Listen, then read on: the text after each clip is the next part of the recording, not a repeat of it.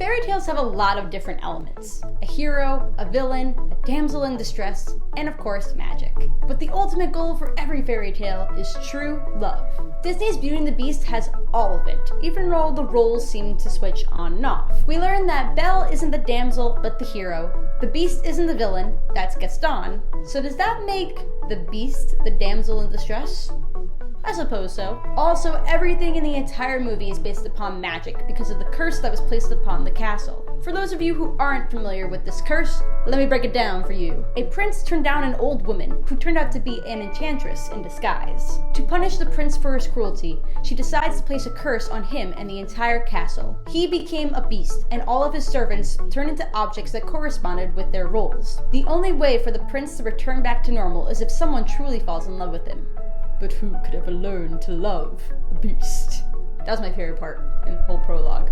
Favorite part. So the curse is lifted when Belle proclaims her love and the prince and everyone in the castle turns back to their human forms. But there is still a mystery that has left me scratching my head after seeing this movie a million times. When we see all the servants back in their human forms, we get a glimpse of Mrs. Potts and Chip.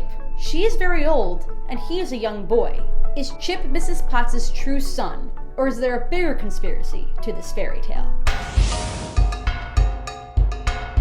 You probably want me to dig into a theory of how Mrs. Potts and Chip could be biologically related. But there's another theory here that we need to look at. What if Mrs. Potts was raising Chip as her own child because he was actually the prince's son? In the animated version of the prince's transformation into the Beast, from the direct sequel, Beauty and the Beast and Enchanted Christmas, we see Chip turn into his teacup form. So we know that he wasn't born a teacup, if that makes sense.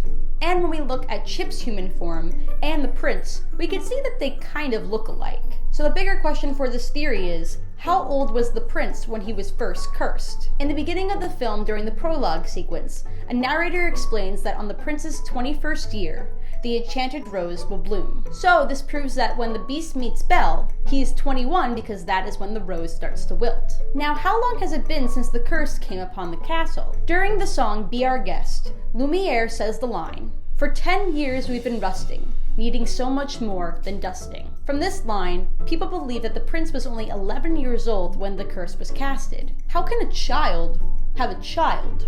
It doesn't make any sense. But what if Lumiere wasn't talking about the night the curse was casted? What if the servants haven't served a guest in a while because no one would come to the stubborn prince's castle? The prince doesn't seem to like people coming to visit. I mean, the reason he is in this mess is because he denied an old woman to come in. This could mean that it's been a decade since the servants have seen an outsider before Belle entered the castle. But the curse has only been in effect for 3 to 4 years. Now that we got all that info out of the way, let's focus back on Chip. If the prince met a young peasant girl, and she ended up having a child, he could have made Mrs. Potts raise the child, and then banish the girl, thus causing no guests to ever come into the castle. Whoa, I stumbled down a rabbit hole I did not want to go into. With all this information that was given to us, could Mrs. Potts raise Chip as her own child to help out the prince?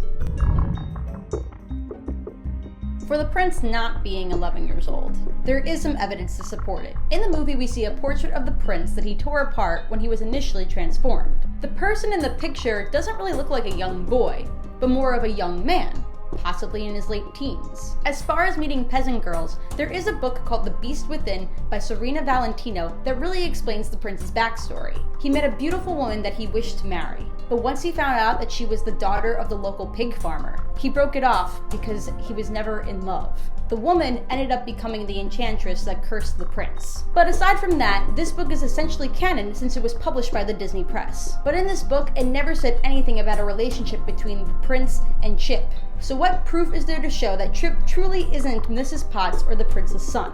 I know. Chip has siblings. During the scene when Belle is lurking around the castle like a snoop, Mrs. Potts is putting Chip to bed in his cupboard. We see a bunch of other teacups inside that look exactly like Chip. Actually, there's not a bunch. It's 11. 11 other teacups, people. Mrs. Potts even says, "Come on, Chip, into the cupboard with your brothers and sisters." These teacups are seen again in the fight scene between the objects and the angry mob. How can the prince accidentally have a dozen children? Here's a greater speculation. What if these children, including Chip, or orphans that work in the castle? Mrs. Potts, being the lovely woman that she is, took them in. They are all not only her children, but her little helpers. Remember how I said that the servants were turned into objects that went with their roles in the castle? That's why they are all teacups, because they worked with the teapot. There you have it. Chip isn't biologically Mrs. Potts' son, but they have the relationship of a mother and child. I wouldn't say that this theory isn't totally true, so I'm going to give it 4.5 chips out of 5. Thanks for watching this episode of Cartoon Conspiracy. Do you agree with these findings or not? Leave it in the comments. See you guys in another video. Frederator loves you.